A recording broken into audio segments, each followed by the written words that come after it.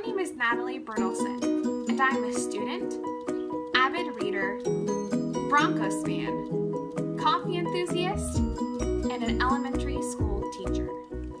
And this is my capstone project for the Digital Teaching and Learning Master's program at Azusa Pacific University.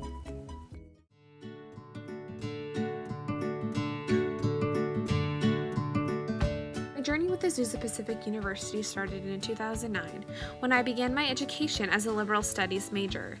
In 2013, I completed my undergraduate career and started the credential program.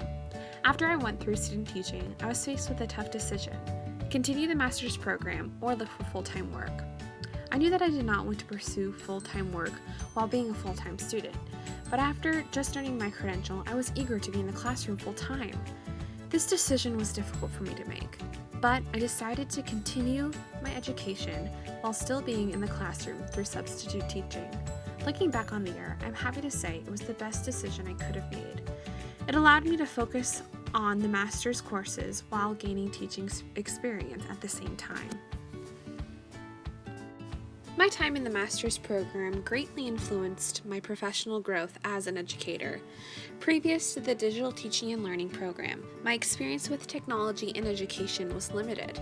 This program taught me how to authentically incorporate meaningful technology into the classroom by using a variety of resources that reach all learners. Furthermore, it gave me the knowledge, tools, and resources to become a better educator.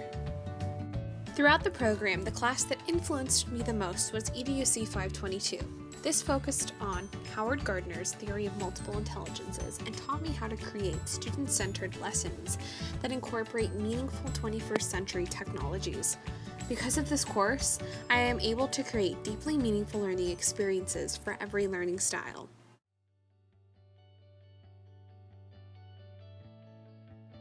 Implementing physical activity on a daily basis has always been a struggle for me. School, work, family, friends, lack of motivation, and time always seem to get in the way. From lack of exercise, I noticed that my mood, productivity, and energy was drastically affected. I wanted to see if working out for 20 minutes would affect those areas in my life.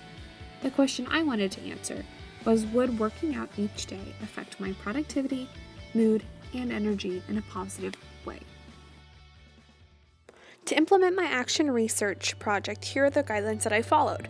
I worked out for 20 minutes each day and kept a record of the type of workout that I did, the time of day that I did it, and how long I worked out for. I also completed a daily report on my productivity, mood, and energy based on a 5-scale rating that I created.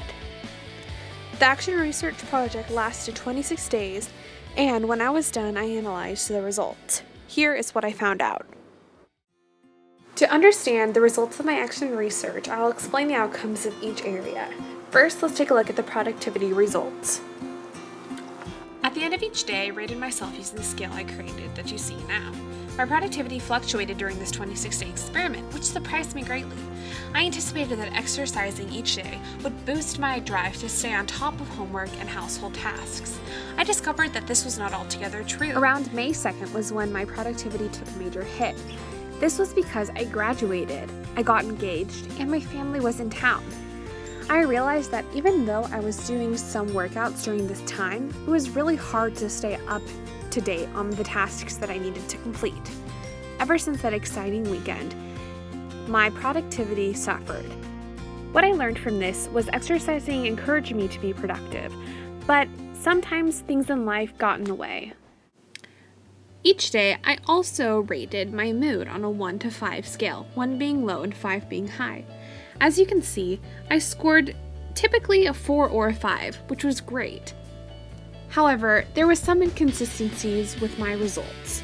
There were some days that I didn't work out, that I had a really high mood, and there were some days that I did work out and I had a lower mood.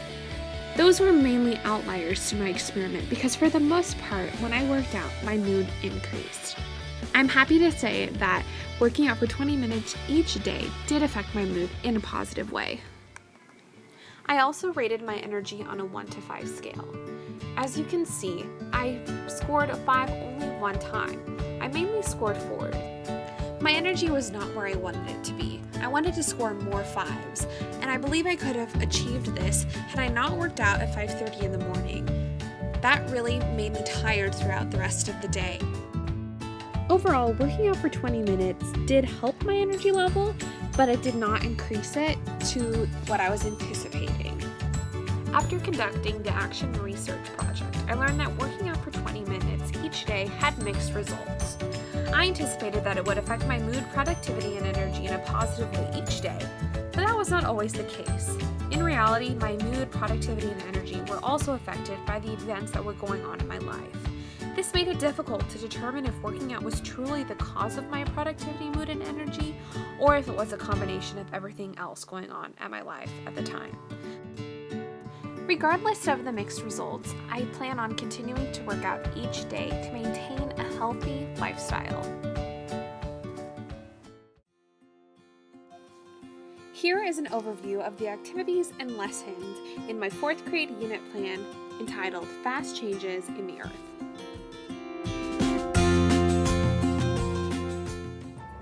Landslides, volcanoes, earthquakes, floods, and hurricanes.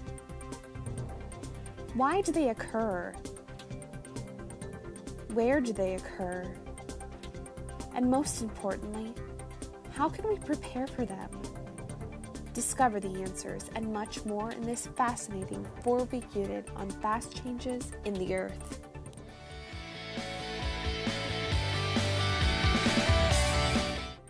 Highlights from the week include investigating earthquakes in California using the interactive and naturalistic app QuakeFeed. Students will locate the fault lines in California and the 10 most recent earthquakes that have occurred. They will also locate the tectonic plates in the world and annotate them on the app. Notability: students will then graph this information using the highly logical iPad app, Numbers. On day 2, students will create a structure that will survive an earthquake simulator test. They must first create a blueprint of their structure using the highly kinesthetic and artistic app Bamboo Paper. Then, using only straws, tape, and popsicle sticks, students will construct their structure and test it using low, medium, and high strengths. They will use the seismograph app to calculate the activity of their quake. Each trial will be recorded using the camera app. They must then answer questions in their interpersonal kid blog, like, did the structure survive? Students will also create haiku poetry using the visual and verbal website storybird.com explaining tsunamis and earthquakes. Students will then use the website soundcloud.com to begin a playlist of songs that illustrate each fast change. To end the week, students will collaborate in groups and discuss the importance of being safe and prepared for earthquakes. They will then use the naturalist and mapping website mindmeister.com to brainstorm and create an Animoto safety commercial. The commercial will include maps, pictures, and how to prepare for earthquakes. Students will use the app Lifesaver for inspiration. Here are some highlights from the week. First, we will be discussing landslides. To introduce this topic, students will watch YouTube videos, then be split into groups and assigned questions to answer.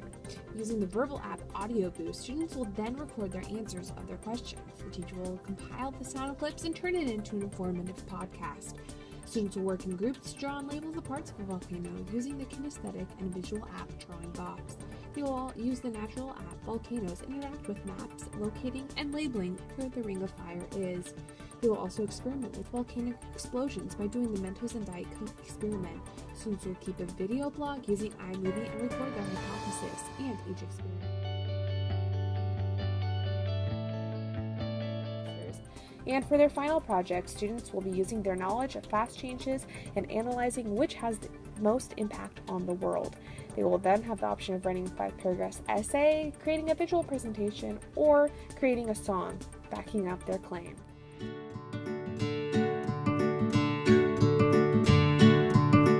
After the completion of the program, I plan on continuing to develop how I integrate technology into the classroom. This program has prepared me to enter the workforce with extensive knowledge and skills related to technology and education. During the program, I became a part of a professional learning network. As my time in the program comes to an end, I plan on continuing to blog and tweet professionally while making connections with educators from the world. Looking into the future, I see myself being a full-time teacher striving to stay up to date on current technologies while implementing them into the classroom in a meaningful way.